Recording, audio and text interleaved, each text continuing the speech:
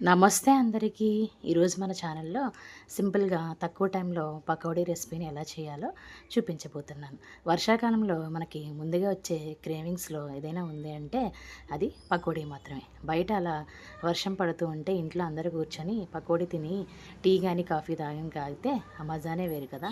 So, అందుకే నేను ఇప్పుడు పడుతున్న ఈ వర్షాలకి ఇలా ఇంట్లో సింపుల్‌గా పకోడీని ప్రిపేర్ చేశాను. దానికోసం ముందుగా ఒక మిక్సింగ్ బౌల్‌ని తీసుకొని సన్నగా తరుక్కున్న ఉల్లిపాయలను, పచ్చిమిర్చి తరుగు, కరివేపాకు తరుగు, అల్లం తరుగు, కొంచెం జీలకర్ర, ఒక స్పూన్ ఉప్పు, ఒక స్పూన్ కారం అండ్ పావు కిలో శనగపిండిని తీసుకొని ఈ మిశ్రమాన్ని మొత్తాన్ని బాగా కలుపుకున్న తర్వాత దానిలోకి తగినన్ని నీళ్ళు పోసుకొని ఇలా నేను చూపిస్తున్న విధంగా పకోడీ మిశ్రమాన్ని కలుపుకోవాలి.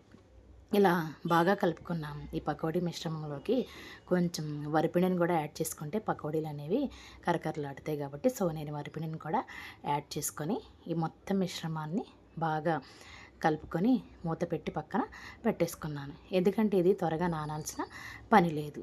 ఈజీగా వెంటనే అప్పటికప్పుడు కూడా వేసేసుకోవచ్చు. ఆయిల్ హీట్ అయ్యే లోపల ఆ మిశ్రమాన్ని నేను పక్కన నానబెట్టేశాను.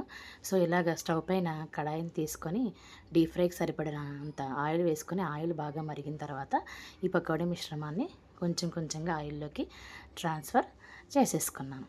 అలా ట్రాన్స్ఫర్ చేసిన తర్వాత గోల్డెన్ బ్రౌన్ కలర్ వచ్చేంత వరకు ఆ పకోడీ మిశ్రమాన్ని నేను బాగా వేయించాను.